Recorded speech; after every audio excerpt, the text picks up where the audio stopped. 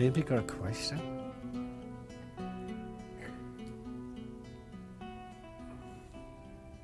Boy, you're all getting smart.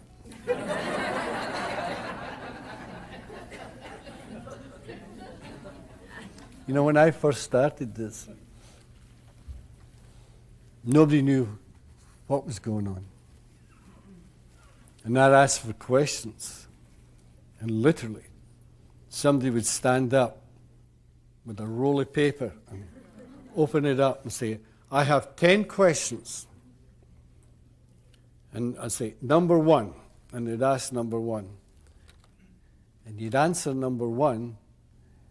Then they would look and say, you know, that's answered the whole 10. Because the answer is always the same.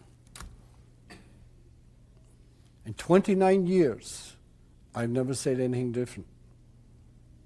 And that's why I was saying to my wife Judy yesterday, you know, this gets boring because I keep saying the same thing over and over again. Then I walk out and people will say, wow, it was sure different today. I've never heard you talk like this before. And I've been saying the same thing. Or somebody will come up to me and say, you know something, I heard you say something today. Finally, I got what you said. Why didn't you say that 10 years ago? And I say, well, I've been saying it for 10 years, but you never heard it. Or somebody will say, well, why weren't you more persistent and force me to listen? You ever tried that? You get in big trouble. You can't force anybody into truth. Truth is everywhere. Truth is the essence of all things. Truth is unexplainable. It's an unexplainable secret. It's formless. Truth is formless. And yet all form is created from this truth. But it's invisible. It's invisible to the senses, to the five senses. That's why you've got to go beyond the five senses to the spiritual part of life to find the answer. Now I know a lot of people in here, there's many, many religions in here. And I say to you, keep going to the church of your choice. And if you really listen, you'll find the truth. Because all the major religions have the truth at the very core. If you can get to the core. Take all the physical trappings. Take away the form. Listen. Go beyond the form to the formless, which lies inside, and there you will find the answer. There is no answer out here. There is no answer in this world of form. Nobody can find the answer in this world of form. Only you can find it. Only you. And once you find it from the formless. It automatically comes into a form. You try and give it away, and what you're doing is you're giving away the form. And that's not the answer. So you talk to your client with the form, hoping that the client will see beyond the form to the formless, step inside, they go from their intellect to wisdom. And once they do that, their mental sickness vanishes. Because all mental sickness is created from using the three principles wrongly. Remember yesterday I told you it's like elements? You know how in science you have elements. You mix those elements and you get compounds. Well, it's exactly the same with your mind. You have those three principles, You could call them 3 psychological elements. You mix them to whatever you want, and they come out as psychological compounds. And psychological compounds, an example would be anger, hate, desire, jealousy, envy. They're the negative compounds. You change it, you remix them. After you hear something beautiful, the world becomes better because you've mixed those psychological elements and created positive psychological compounds such as love, caring, sharing. How simple can you get? You're already there. Everybody's already there. Everybody in this room, everybody in the mental hospital is sitting with mental health. The only thing is, they have so many psychological negative compounds, they can't think straight. And that's your job as therapists. You walk up to those people and you tell them the true nature of thought. And all of a sudden, they start changing their elements and create positive compounds. And it's not a slow process. It's immediate. Because all they're doing is changing from one thought to another.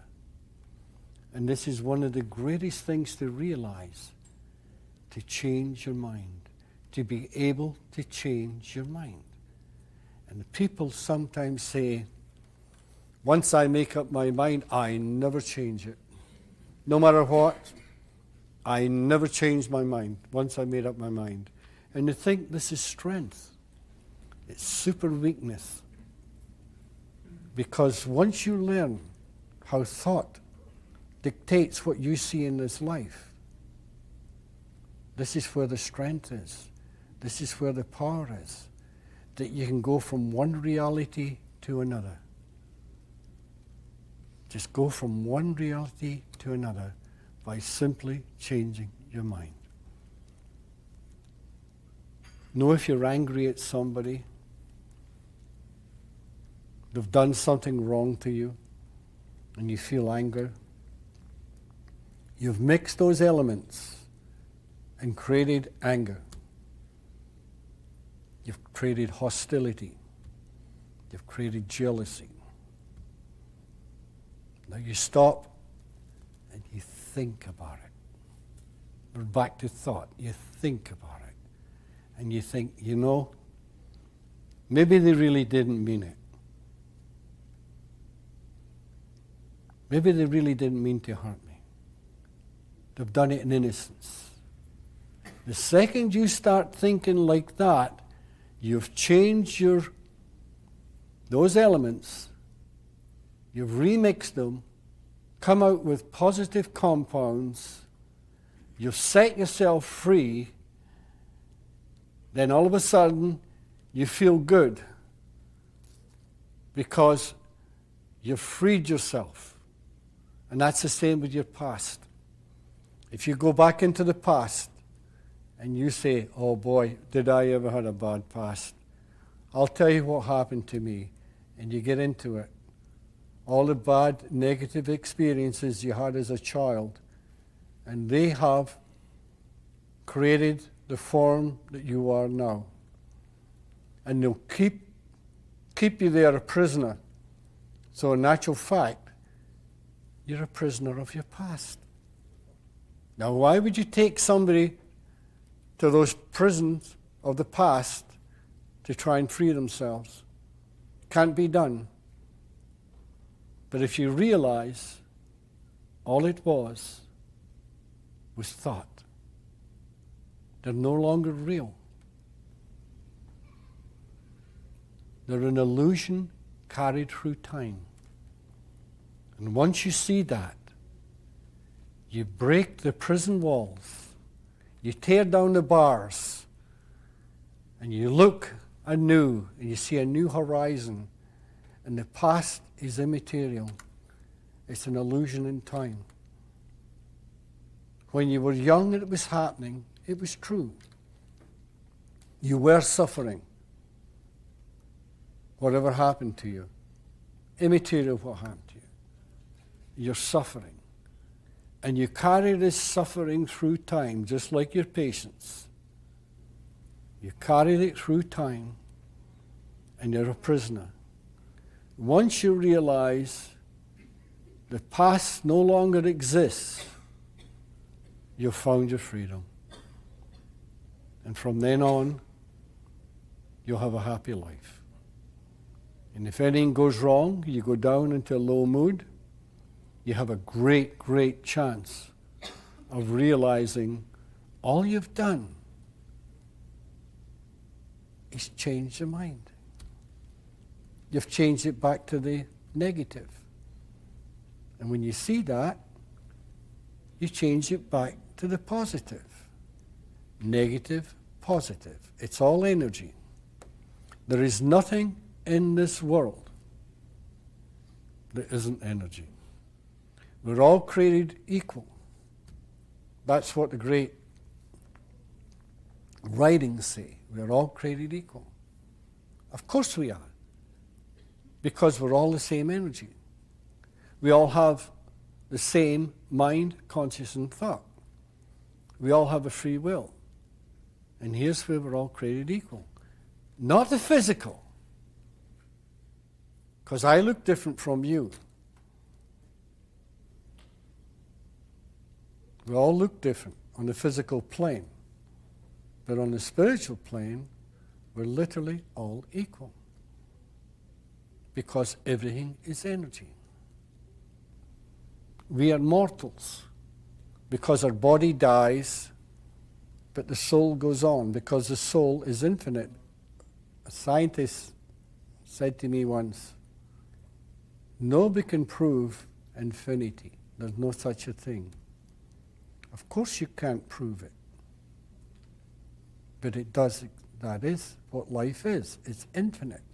Because it's all the same energy. Whether in form or formless. It's the same energy. Now, if everything is the same energy, that means to say that time is an illusion. Infinite means timeless. I used to think when I was young, the infinite was connected to time.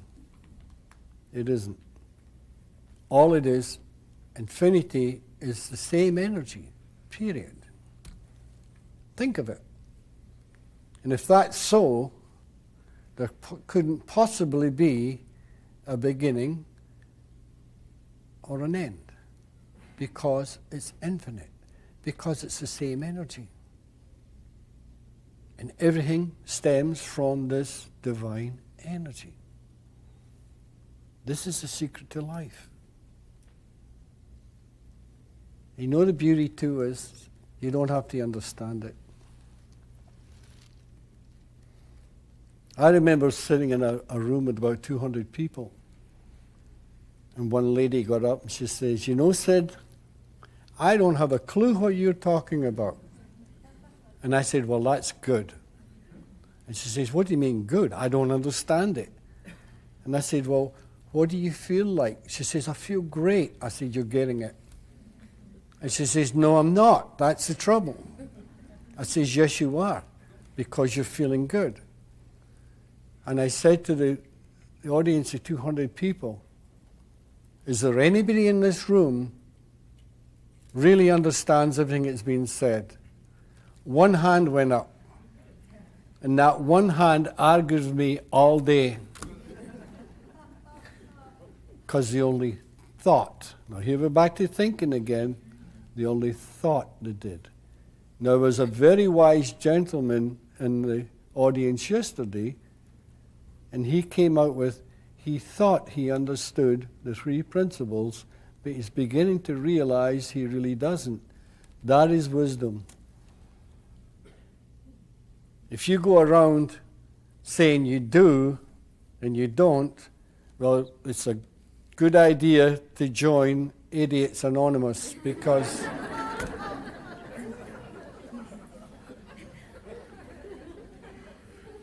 and it's a big club.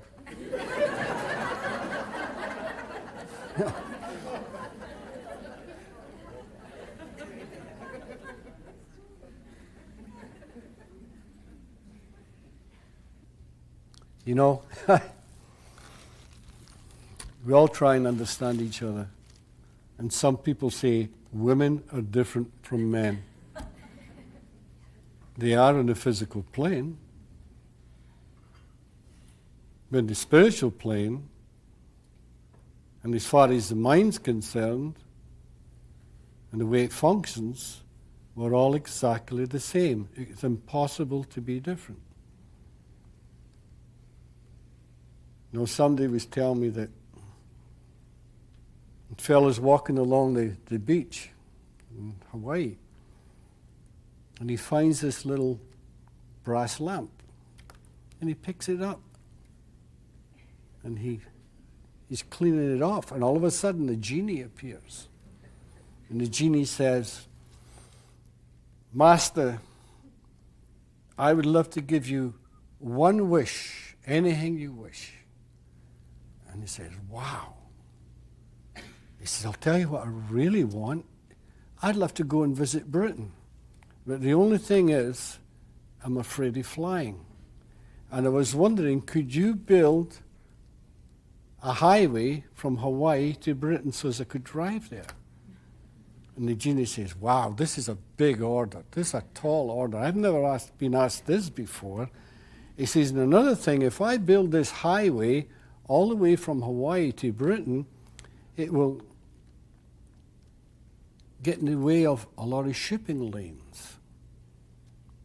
And he says, "It's really a tough one. I don't know about this." So the fellow says, "Oh, okay. I changed my mind." He says, "There's one other thing I'd like to know. I'd like to know how women think." And the genie looks at him and says, "Do you want one lane or two?"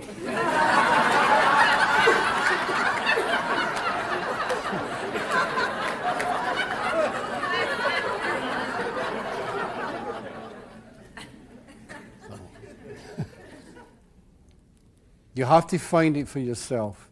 And that's what I'm telling you right now. I'm telling you that mind, conscious, and thought hold that secret. And remember yesterday I said, if you ever find the true nature of mind, you automatically would be enlightened. If you find the true nature of thought, you automatically would be enlightened. If you find the true nature of consciousness, you would automatically be enlightened, because the three are one. They're the trinity of all psychological experience here on earth. It's another dimension of thought altogether. This is why Buddha told you, you are the world. You create the world you live in. You have to find it for yourself. And if you listen carefully, not just to what I'm saying, to some wise person that you think knows the secret. You can go to the library, you can find it. You can go to the church of your choice and find it. You can go to a kahuna and find it. You can go anywhere in the world. And once you know what truth is, you'll hear it spoken all over the world. You'll hear it on a day-to-day basis. But you've got to listen, not with your ears. You don't look with your eyes. It's beyond the senses. It lies deep in here. And once that secret comes out and is divulged to you, as I said before, it's a secret that can never be told. It cannot be told by words. It has to be found within your own soul, because your own soul holds that secret. And what stops you from getting in here is your own thinking. And one of the greatest things is your free will. That's what stops it. And if you can take your free will away, just for a split second, you'll find what you're looking for.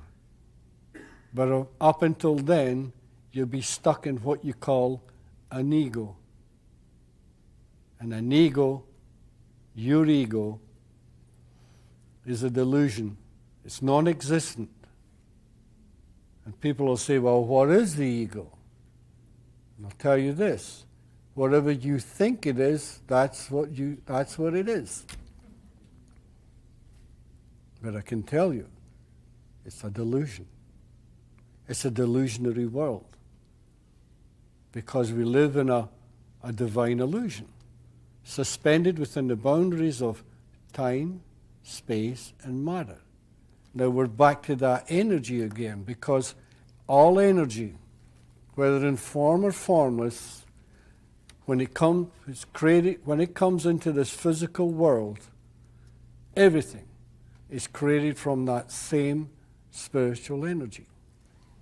This is why the North American Indian, the wise man or the wise woman, would tell you that the sky, the ocean, the lakes, the fish that swim in them, they're all the same energy in a different disguise. But because they didn't know anything about energy, they call it spirit. It's all the same spirit. Everything is the same spirit, because everything comes from that divine, formless energy, which is a God spirit, comes into a form, it comes into a divine illusion, and those wise medicine men, they saw past the illusion, and they saw that everything was the same spirit. Now, if you were talking to a North American Indian, you would talk about spirit. You go to a university and you talk with a scientist or a physicist, they'd say, no, I don't want to hear that. You say, okay, then let's change the word. And you say, everything derives from the same energy. They say, oh, that's better. But you're saying the same thing. The only thing is you're using a different word to suit the situation. And that's why when you talk with clients, don't be afraid to change the word. Because they might hear one word and not another. But ignore the word. The word can never hold truth. The word is from this plane, from this physical reality. Go beyond the word, and there lies the answer. Always. It's been there from the beginning of time, and it will be there till you and I are gone. Because it's the same thing. Everything is the same. Everything is one. There can only be one. That's why there can only be one God.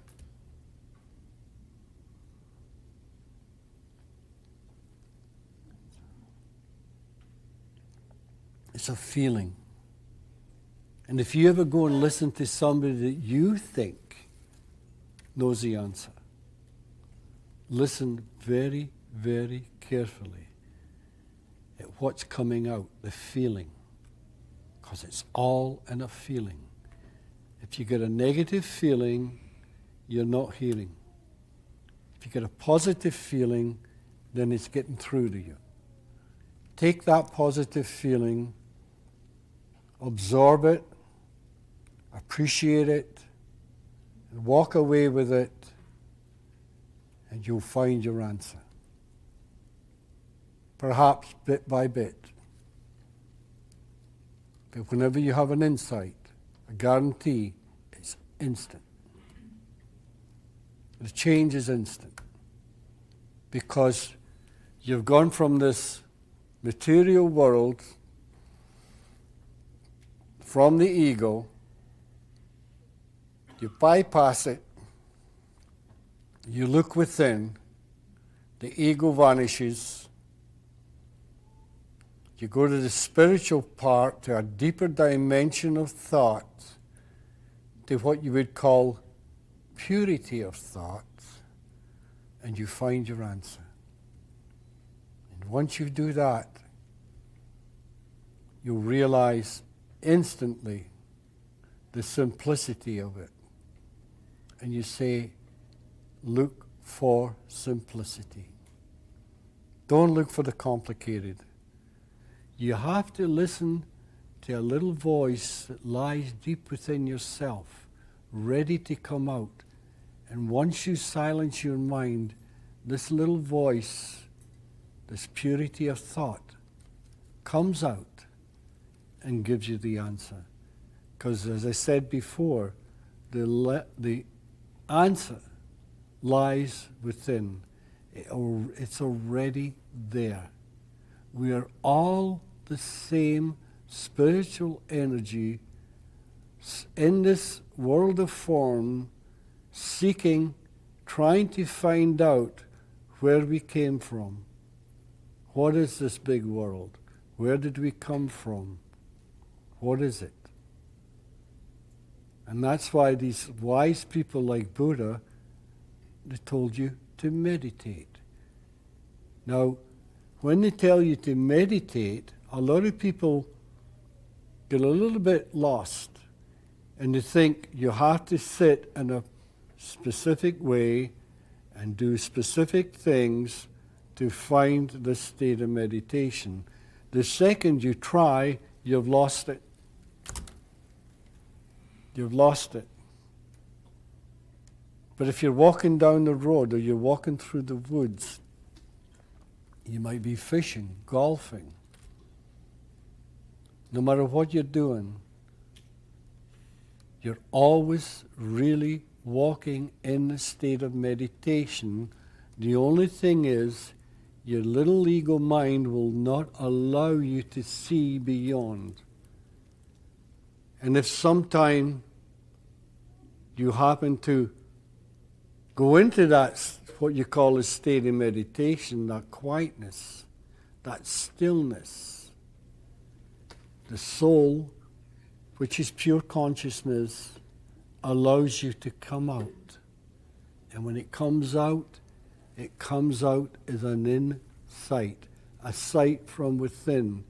And that sight is what you call wisdom. And you go, oh, that's simple. I'm going to tell my friend. And your friend looks at you and say, hey, wait a minute, you're crazy. I don't know what you're talking about. But once you have that insight, and you pick up a book that maybe you've read 100 times, the book changes. It's a totally different book because you start walking in a different world. Every time you have an insight, this world changes. At least that's what you think. The world's still the same. It's your mind that has changed. It's your thought system that has changed. It's your consciousness has changed. And once this change takes place, the world you live in changes. It changes to a better life. And people will say, but what if it changes to the worse? That's impossible. Because divine mind, divine knowledge, wisdom, is always positive. It's impossible for it to be negative. And nobody in this world can penetrate into the unknown with negativity, because the unknown holds nothing but pure love. Because pure love is pure mind, purity of mind, Pure consciousness is purity of consciousness. Pure thought is purity of thought. And once you realize that, you'll go home to where you belong. You go home to that divine state that everybody in the world is already there, but they don't know it. And with that, I'd like to say thank you very, very much, because I know some of you have come thousands of miles to be here, and I really appreciate that. It's been a pleasure for 29 years to be able to give away, or try to give away, the gift that I was granted on Salt Spring Island. Thank you.